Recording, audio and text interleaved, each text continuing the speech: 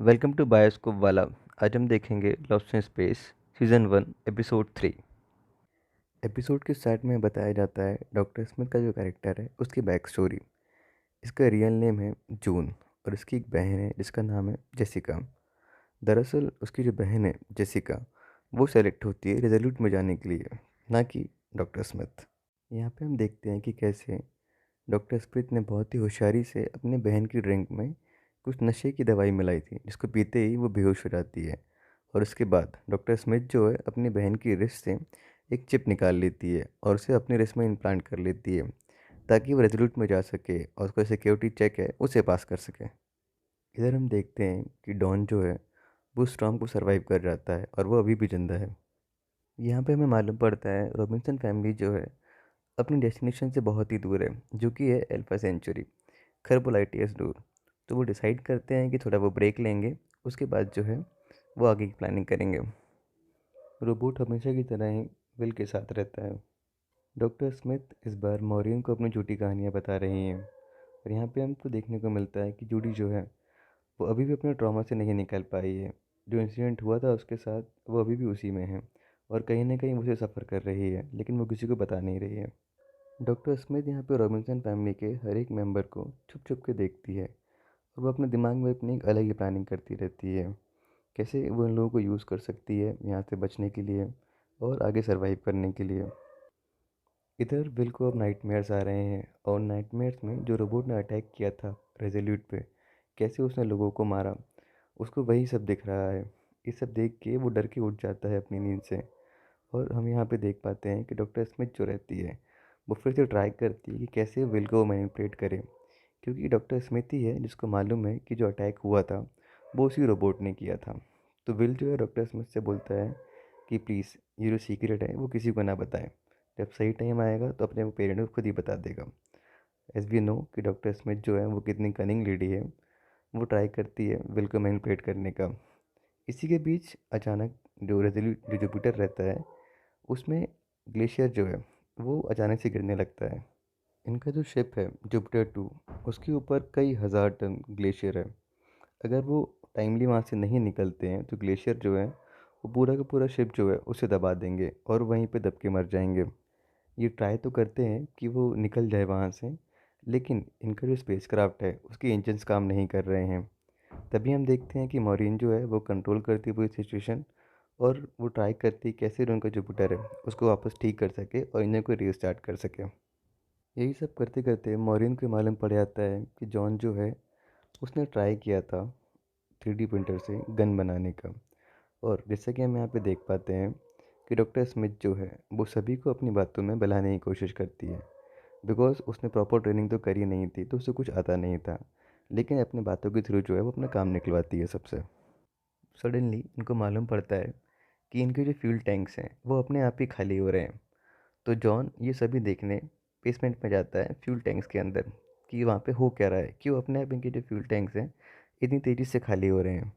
In the same time हमें दिखाया जाता है कि रोबोट जो है वह यहाँ पे कुछ गड़बड़ सेंस कर रहा है और सिचुएशन जो है वो आउट ऑफ कंट्रोल होते हुए देखते हुए डॉक्टर स्मिथ जो रहती है वहाँ से भागने का ट्राई करती है। वो ये प्लान करती है कि इनका जो खाना है और जो चैरियट है अगर ये नहीं निकल पाते हैं तो वो सब लेके वो भाग जाएगी बिना इनको बताए।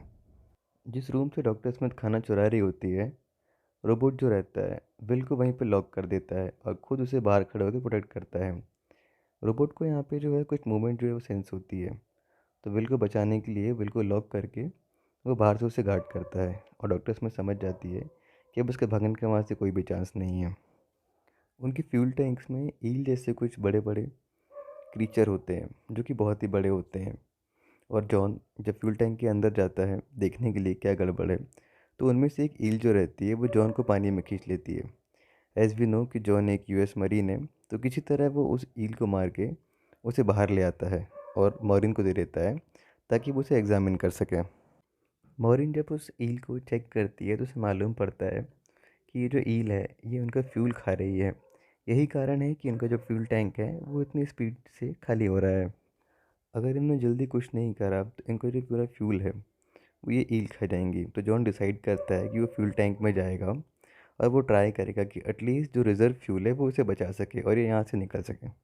नेक्स्ट सीन में हम देखते हैं द रेजोल्यूट 2 दिन पहले।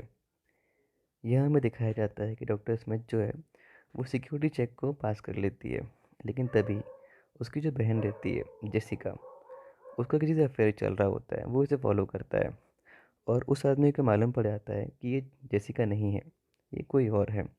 तो इन सब से बचने के लिए डॉक्टर स्मिथ जो रहती है, जिसका रियल नेम जून है, वो उस आदमी को स्पेस में फेंक देती है। और ये सभी चीज़ें जो है वहाँ पर रिकॉर्ड हो जाती हैं। बैक टू प्रेजेंट, यहाँ हम देखते हैं कि जॉन जो है वो सिर्फ एक नाइफ की मदद से सभी हिल्स को मार रहा होता है। एज वी ऑल नो कि वो एक यूएस मरीन है, तो इतना तो बनता है।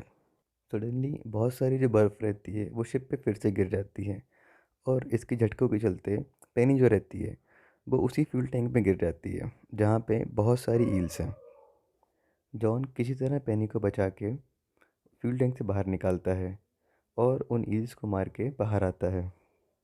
इनके इतना करने के बाद भी इनका जो शिप रहता है वो स्टार्ट नहीं हो पाता है, क्योंकि जो ईल्स हैं वो कंबशन को ब्लॉक कर रही होती हैं। तभी जूडी बोलती है कि जितना भी फ्यूल है फ्यूल टैंक्स के अंदर, उन सबको गिरा दो, और जो लाइंस में थोड़ा बहुत फ्यूल है, हम उसी के सहारे जो है यहाँ से निकलने का ट्राई करेंगे।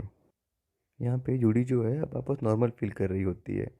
उसका जो कॉन्फिडेंस लेवल होता है वो बढ़ जाता है, और अब वो उस ट्रॉमा से धीरे धीरे करके बाहर आ रही होती है। जूडी के प्लान के सहारे ये लोग वहाँ से बाहर निकलते हैं। जैसे तैसे करके सभी ग्लेशियर से बचते हैं और एक क्रैश लैंडिंग करते हैं। क्रैश लैंडिंग के कारण इनका जो कम्युनिकेशन सिस्टम रहता है वो वहाँ पे स्टार्ट हो जाता है।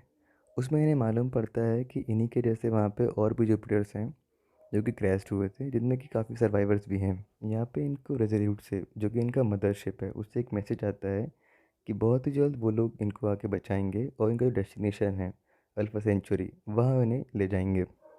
कहानी फिर से फ्लैशबैक में जाती है और हम देखते हैं कि यहाँ पे डॉक्टर स्मिथ जो है उससे एक ऑफिसर जो है वो इन्वेस्टिगेशन कर रहा होता है, क्योंकि ये मालूम पड़ जाता है कि डॉक्टर स्मिथ ही ने उस आदमी को मारा था।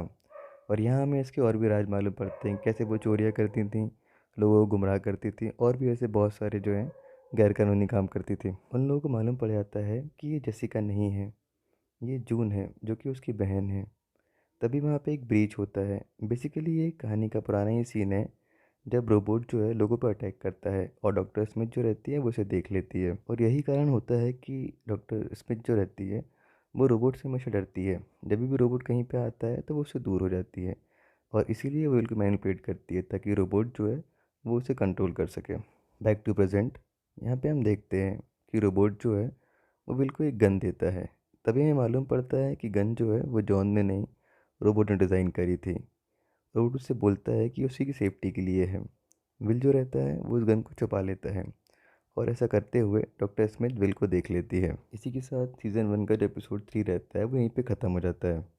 इस कहानी में भी बहुत सारे एडवेंचर बाकी है, तो आगे के एपिसोड्स के लिए please stay tune and thank you for watching.